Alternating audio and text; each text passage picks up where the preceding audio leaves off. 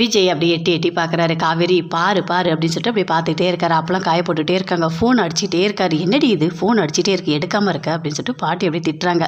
அதுவா பாட்டி, அதெல்லாம் ஒன்றும் இல்லை, ஏதாவது விளம்பரத்துக்காக ஃபோன் பண்ணுவாங்க, இது வேணுமா அது வேணுமான்னு சொல்லிட்டு. அந்த ஃபோனில் அவ்வளோ முக்கியம் இல்லை பாட்டி அப்படின்னு காவேரி சொல்கிறாங்க. அடி பாவி, ஒரு புருஷன் ஃபோன் பண்ணால் எடுக்காமல் எப்படிலாண்டி பேசுகிற நீ அப்படின்னு சொல்லிட்டு அப்படியே விஜய் எட்டி எட்டி பார்த்துட்டே இருக்காரு. காவேரி ஃபோன் எடுக்கவே இல்லை. நான் போயிட்டு தண்ணி குடிச்சிட்டு வரேன் அப்படின்னு சொல்லிட்டு அப்படியே உள்ளே போகிறாங்க. ஃபோன் அப்படியே பார்க்குறாங்க. என்னது விஜய் ஃபோன் பண்ணிகிட்டே இருக்காரு அப்படின்னு சொல்லிட்டு அப்படி பார்க்குறாங்க. பார்க்கும்போது சரி பேசலான்னு பார்க்குறாங்க. அதுக்குள்ளே வாமிட் வருது. ஓடி போகிறாங்க. போயிட்டு வாமிட் எடுக்கிறாங்க. மறுபடியும் அப்படியே வாமிட் எடுத்துகிட்டே இருக்காங்க. அப்படியே பார்க்குறாங்க.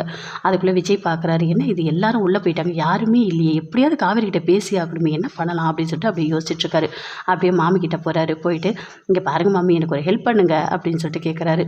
என்ன ஹெல்ப் பண்ண சொல்கிற அப்படின்னு மாமி அப்படி கோவமாக பேசுகிறாங்க. அங்கே அவங்க வீட்டுக்காரர் இருக்காரு.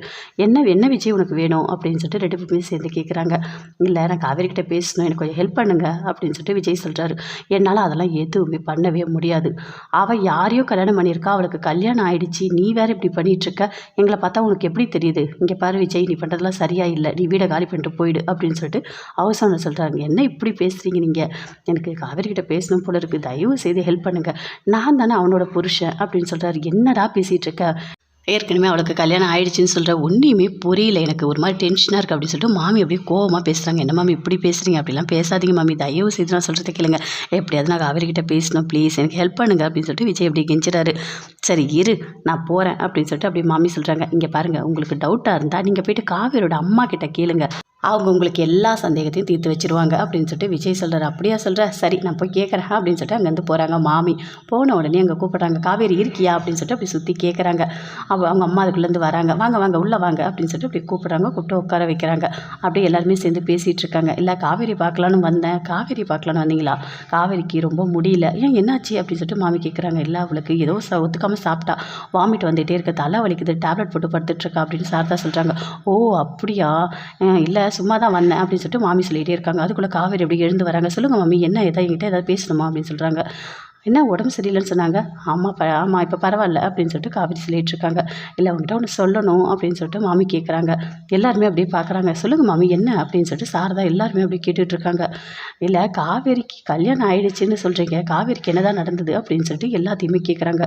அதை கேட்டோடனே அப்படியே பார்க்குறாங்க. ஐயோ மாமி என்ன இப்படி பேசிகிட்டு இருக்காங்க அப்படின்னு சொல்லிட்டு அப்படியே பார்க்குறாங்க. கடவுளே எதுவுமே கேட்டக்கூடாது அப்படின்னு சொல்லிட்டு. இல்லை அதுவா அப்படின்னு சொல்லிட்டு அப்படி சாரதா யோசிக்கிறாங்க. ஐயோ இவங்ககிட்ட போய் என்ன சொல்கிறது, ஒன்றுமே புரியலையே, இவங்க எதுக்காக இதெல்லாம் கேட்குறாங்க அப்படின்னு சொல்லிட்டு அப்படி பார்க்குறாங்க. மாமி என்ன மாமி கேட்டுட்டு இருக்கீங்க, அதெல்லாம் ஒன்றும் இல்லை மாமி, நான் அப்புறமா எல்லாத்தையும் சொல்கிறேன் அப்படின்னு சொல்லிட்டு அப்படியே காவேரி மறைக்கிறாங்க. சரிம்மா சரி ஒன்றும் இல்லை, சும்மா தான் உன்னை பார்த்துட்டு போகலான்னு வந்தேன், விஜய் வந்து உங்ககிட்ட பேசணும்னு சொன்னார், சரி போயிட்டு வரேன் அப்படின்னு சொல்லிட்டு மாமி அங்கேருந்து அப்படியே போகிறாங்க. அப்பா நல்ல வேலை தப்பிச்சோம், அம்மா கிட்ட ஏதாவது கேட்டிருந்தா என்ன ஆகிறது அப்படின்னு சொல்லிட்டு அப்படியே காவேரி ஒரு மாதிரி டென்ஷனாக அப்படி பார்க்குறாங்க. விஜய் எதுக்காக இப்படி பண்ணிகிட்ருக்காரு, மாமியை கூப்பிட்டு என்னை கூப்பிட சொல்கிறாரு, ஏன் அப்படி பண்ணுறாரோ தெரியல, கொஞ்சம் நேரம் கூட அமைதியாகவே இருக்க மாட்டாரு. சரி நானே போகிறேன் அப்படின்னு காவேரி போகிறாங்க. போயிட்டு விஜய் அப்படி பார்க்குறாங்க. எதுக்காக இப்படி பண்ணிகிட்ருக்கீங்க அப்படின்னு சொல்லிட்டு காவேரி கேட்குறாங்க. இல்லை நீ தான் என்கிட்ட பேசணும்னு சொன்னல, பேசவே மாட்டேற, அதான் நான் மாமியை அனுப்புனேன் அப்படின்னு விஜய் சொல்கிறாரு. ஆமாம் வெண்ணிலாக்கு நினைவு எல்லாமே வந்துடுச்சு, என்ன முடிவு எடுத்திருக்கீங்க அப்படின்னு காவேரி கேட்குறாங்க. ஆமாம் நீ ஃபோன் பேசிகிட்டு இருந்தல, அப்போ தான் வெண்ணிலாக்கு வந்து எல்லாமே ஞாபகம் வந்தது அப்படின்னு விஜய் சொல்கிறாரு.